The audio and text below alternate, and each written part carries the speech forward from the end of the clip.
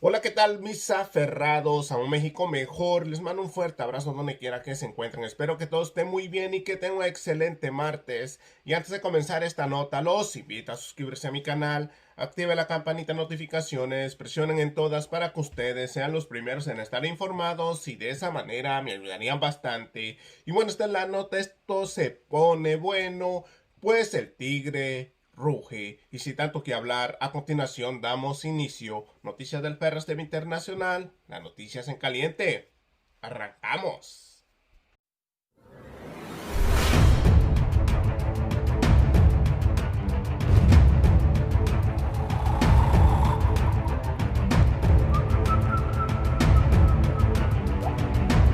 Así es, mis aferrados a un México mejor. Hoy estamos a 15 de septiembre del año 2020 y aquí estamos con otra nota más.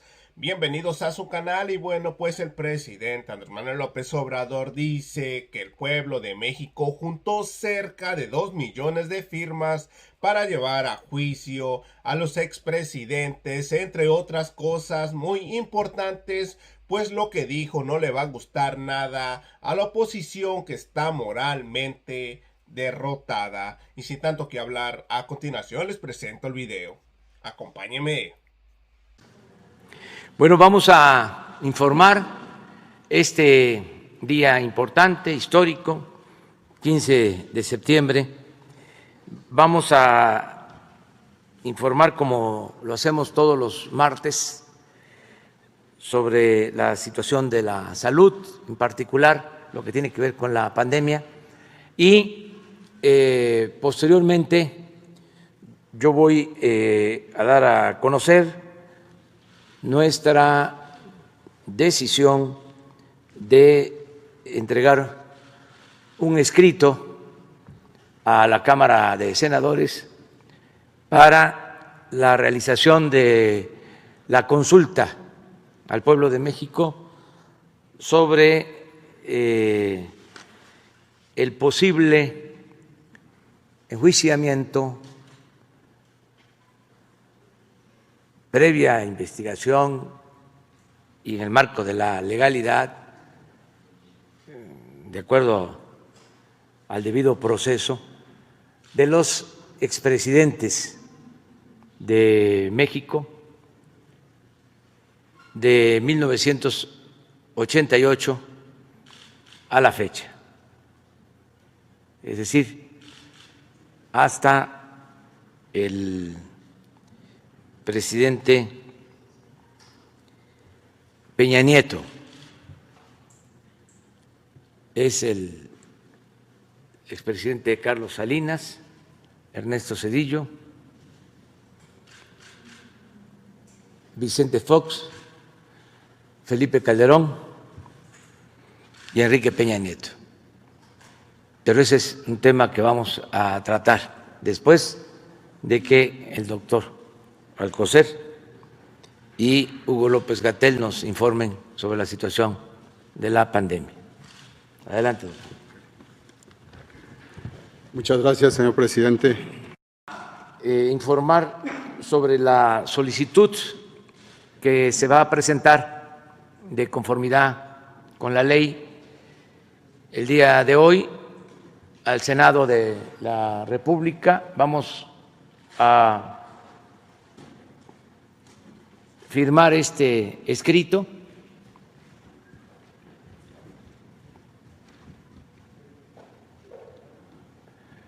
Lo vamos a entregar, por eso me acompaña el consejero jurídico Julio Scherer Ibarra. Se va a entregar hoy a las 11 de la mañana al Senado. Vamos a entregar este documento. Me informa el consejero jurídico que ya estableció comunicación con los representantes del Senado, tanto con el presidente del Senado como con Ricardo Monreal, que es el coordinador de los grupos parlamentarios en el Senado, y van a recibir este escrito. Quiero comentarles que es muy satisfactorio el que un grupo de ciudadanos haya tomado también la iniciativa de recoger las firmas para solicitar esta consulta. La información que tengo es de que sí van hoy a tener las firmas que se requieren, que ya están ordenando las firmas y que ya van cerca de 2 millones de firmas de ciudadanos. De todas formas, porque hoy vence el plazo, consideré importante presentar también este escrito para tener más seguridad sobre la solicitud de la realización de una consulta a todos los ciudadanos. Antes de firmar el documento, lo voy a leer para que se pueda conocer lo más ampliamente posible. Lo van a poner en pantalla, pero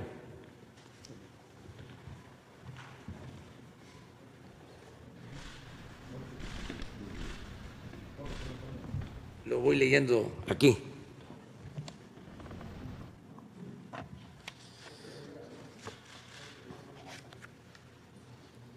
A las y los senadores del Honorable Congreso de la Unión presentes, el suscrito Andrés Manuel López Obrador, presidente de los Estados Unidos mexicanos, en ejercicio de la facultad que me confiere la Ley Federal de Consulta Popular, en su capítulo segundo, artículo 12, fracción primera, presento formalmente a ustedes la siguiente petición de consulta popular para la jornada electoral que habrá de celebrarse el domingo 6 de junio de 2021 o en la fecha que establece el recién reformado artículo 35 de la Constitución, a fin de preguntar al pueblo de México sobre el asunto de trascendencia nacional que se describe y fundamenta en la siguiente exposición de motivos. Primero, entre el 1 de diciembre de 1988 y el 30 de noviembre de 2018, México vivió un periodo caracterizado por la concentración desmesurada de la riqueza, quebrantos monumentales al erario, privatización de los bienes públicos, corrupción generalizada, procesos electorales viciados y prácticas gubernamentales que desembocaron en un crecimiento descontrolado de la violencia, la inseguridad pública, la violación masiva de derechos humanos, la impunidad como norma y el quebrantamiento del Estado de Derecho en extensas zonas del territorio nacional. Esa etapa trágica de la vida del país se denomina periodo neoliberal o neoporfirista. Segundo, Los males señalados en el párrafo anterior no ocurrieron de manera fortuita, sino que fueron consecuencia de la aplicación durante 5 sexenios de un modelo político y económico elitista, antidemocrático, antinacional y antipopular. Las más altas esferas del poder público, y específicamente quienes ejercieron la titularidad del Poder Ejecutivo, dieron fe en innumerables ocasiones, tanto de palabra como en los hechos, de su adhesión a las políticas privatizadoras, su determinación de privilegiar a los grandes poderes económicos y de su empecinamiento en estrategias de seguridad violentas, inhumanas y contraproducentes. En suma, los desastres humanos, sociales y nacionales sufridos por el país durante esos 30 años fueron resultado de una suma de actos voluntarios y racionales por parte de quienes lo gobernaron en ese lapso.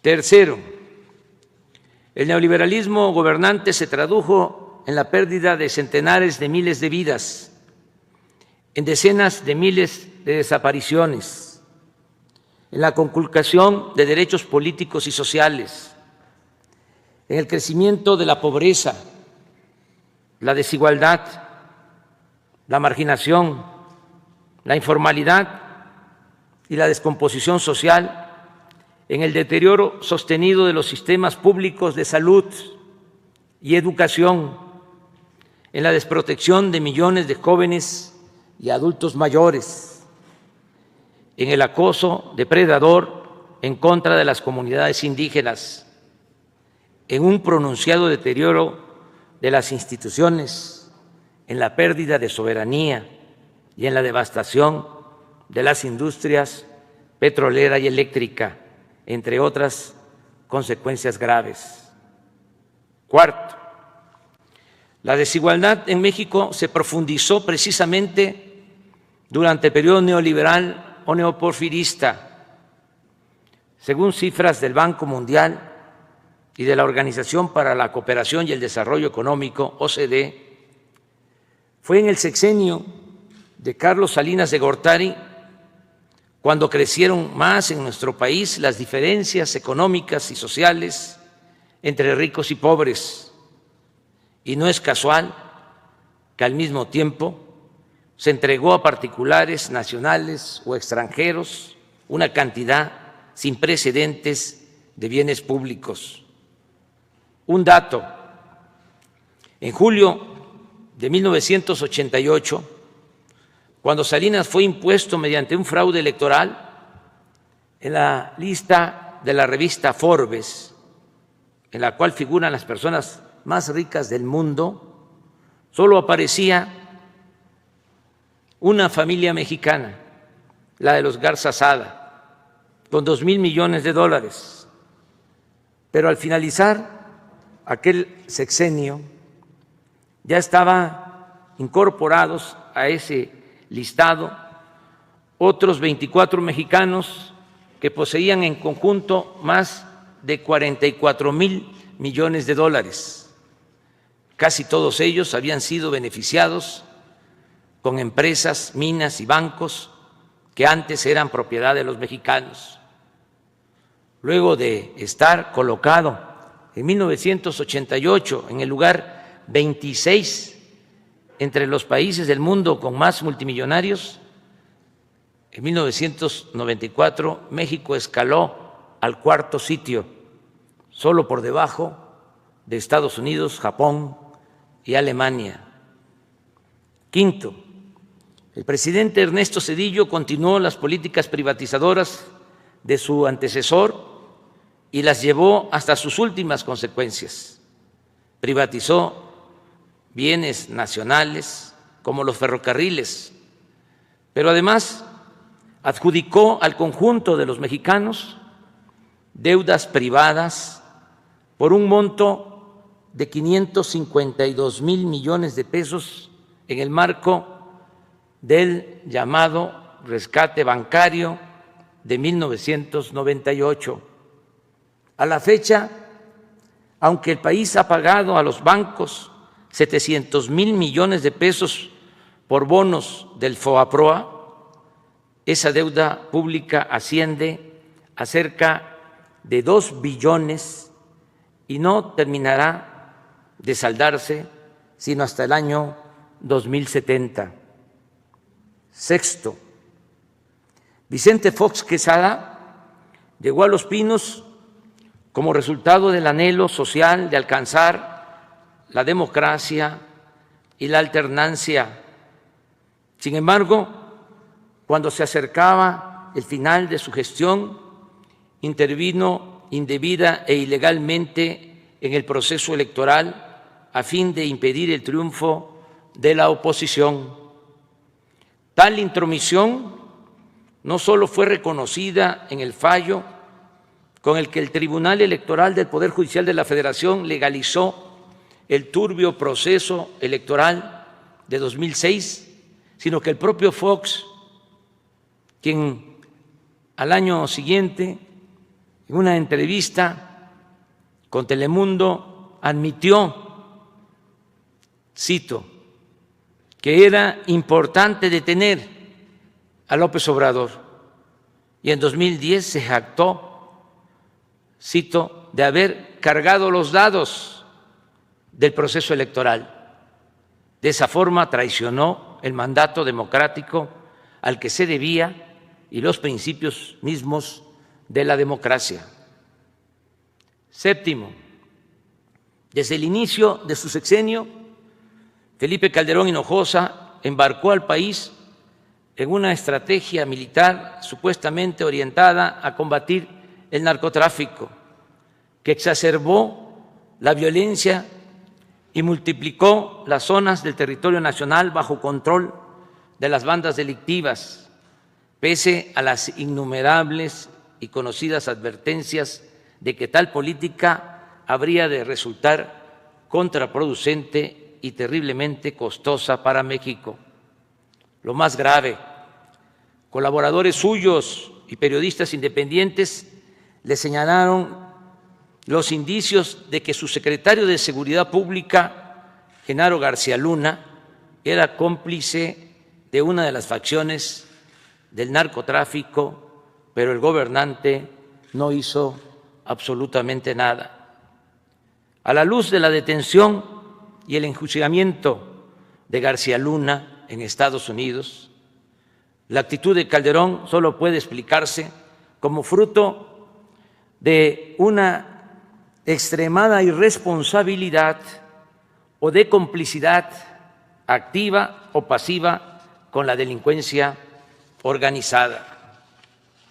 Octavo, la irrupción de grandes cantidades de dinero de procedencia desconocida en la campaña presidencial de Enrique Peña Nieto fue señalada desde 2012 sin que ello tuviera consecuencias legales o llevara al Tribunal Electoral a anular la elección, como en ese tiempo desde la oposición formalmente lo exigimos. Sin embargo, declaraciones recientes de Emilio Lozoya Austin, director general de Pemex durante el sexenio de Peña Nieto, han permitido documentar que parte de ese dinero provino de sobornos anticipados de la empresa Odebrecht.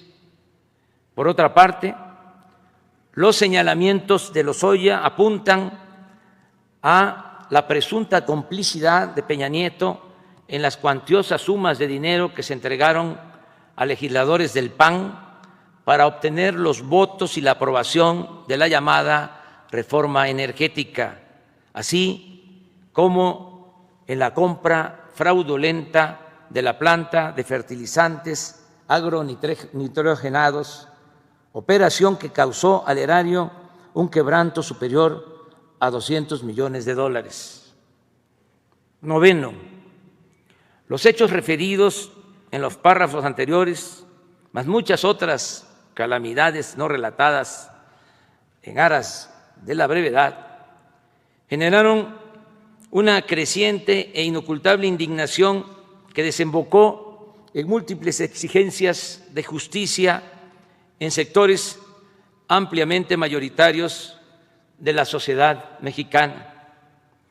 Tales exigencias se toparon con una diversidad de mecanismos de encubrimiento e impunidad, con la adulteración de disposiciones legales, con las componendas de los partidos subordinados al régimen, con el silencio cómplice de la mayoría de los medios de información nacionales y extranjeros, con acuerdos tácitos de protección entre los presidentes salientes y los entrantes, y con aparatos de procuración de justicia puestos al servicio de los propios gobernantes. Décimo, desde el primer día de mi gobierno se han incrementado las peticiones populares de esclarecimiento y justicia para las acciones presuntamente delictivas que posiblemente cometieron los expresidentes Carlos Salinas de Gortari, Ernesto Zedillo Ponce de León, Vicente Fox Quesada, Felipe Calderón Hinojosa y Enrique Peña Nieto en el ejercicio del cargo. No obstante, el masivo clamor de justicia se enfrenta a zonas grises del marco legal, como las limitaciones que establece el artículo 108 constitucional en curso de modificación para actuar penalmente en contra de un presidente en funciones, o como la consideración de delitos imprescriptibles que los mencionados habrían cometido o habían podido cometer en el ejercicio de la presidencia. Undécimo, el país se encuentra en este punto, en una situación en la que una demanda social mayoritaria carece de un cauce institucional nítido y de una vía clara de expresión en las leyes vigentes, y en las que es ineludible que el Estado emprenda un proceso de esclarecimiento a este respecto. En mi calidad de presidente de la República, considero necesario avanzar en el discernimiento de este punto sin estridencias, con responsabilidad, pero anteponiendo en todo momento el predominio de la voluntad popular y el respeto irrestricto de la legalidad. Duodécimo, independientemente del curso que tomen las acciones legales en los procesos en contra de diversos exfuncionarios, tanto en México como en el extranjero, la decisión de si debe esclarecerse en términos legales la actuación de los 5 expresidentes referidos ha de considerarse un tema de trascendencia nacional y que por su proyección histórica y sus implicaciones políticas amerita ser puesto a la consideración de la ciudadanía en un espíritu de democracia participativa. Es pertinente señalar que no es esta la primera ocasión en la que promuevo tales ejercicios. Se han realizado con respecto a la construcción del aeropuerto en Texcoco, la planta eléctrica de Huesca, Morelos, la cervecera de Mexicali y el Tren Maya, y he promovido la inclusión en la Carta Magna de las consultas regulares de revocación de mandato. 13º, en mi toma de posesión, consciente de la relevancia y las implicaciones de juzgar penalmente a quienes ejercieron la presidencia, propuse la realización de una consulta popular como un paso necesario para resolver sobre este delicado asunto. Si el pueblo da su aprobación, las instituciones responsables de desahogar las potenciales acusaciones tendrán un enorme respaldo para realizar esa tarea con absoluta libertad.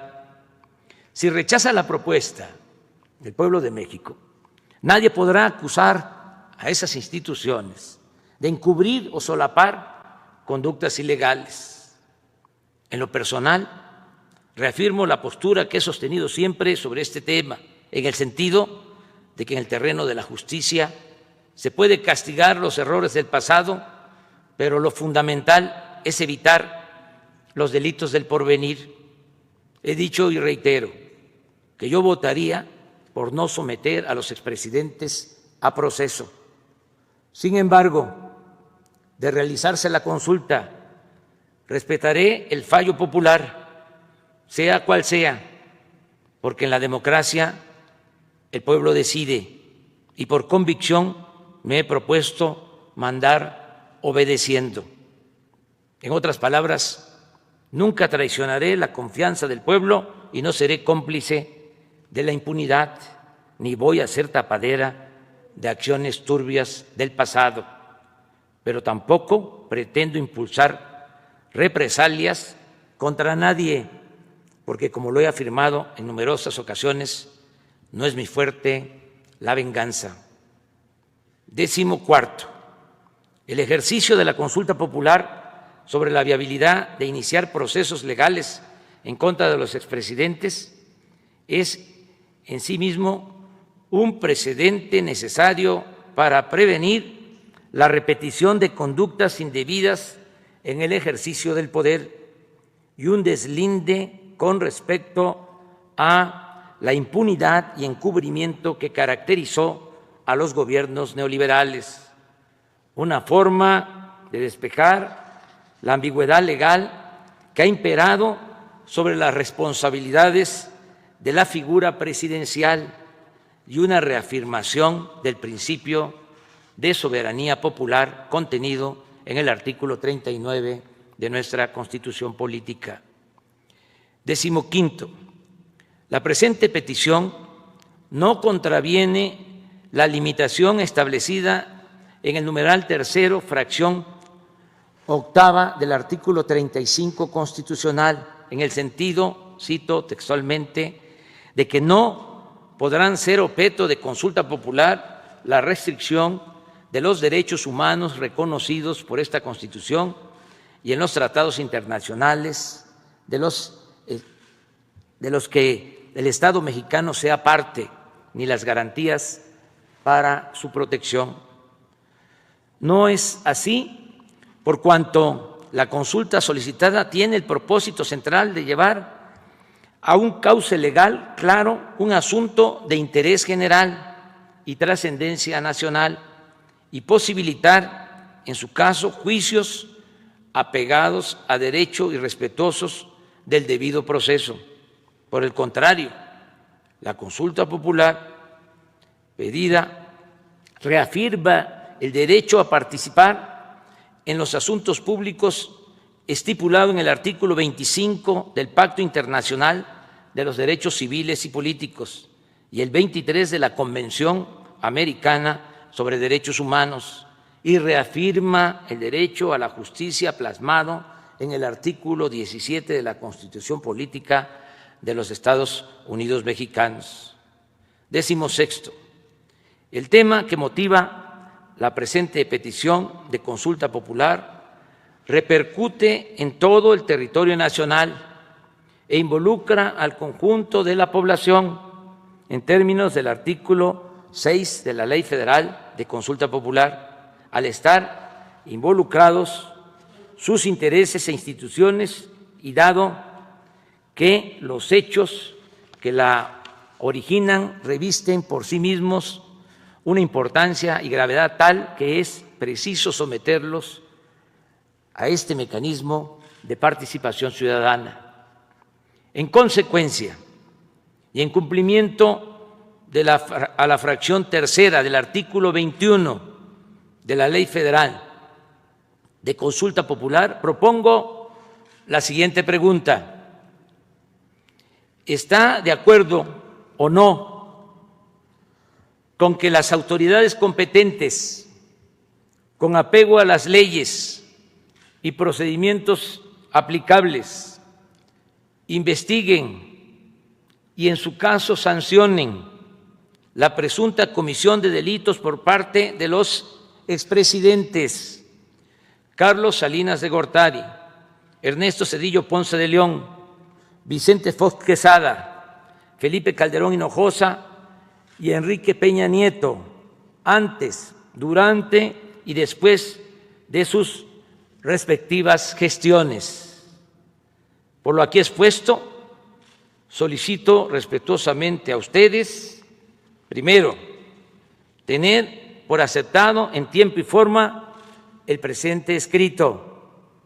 Segundo, dar cuenta de la presente petición de consulta popular y turnarla a la Comisión de Gobernación y, en su caso, a las comisiones que correspondan para su análisis, dictamen y cumplimiento procesales correspondientes, con fundamento en lo dispuesto por la fracción primera del artículo 27 de la Ley Federal de Consulta Popular y demás disposiciones aplicables. Palacio Nacional, Ciudad de México, 15 de septiembre de 2020. Voy a firmar. El documento lo entrega hoy el consejero jurídico, como ya dije, al Senado.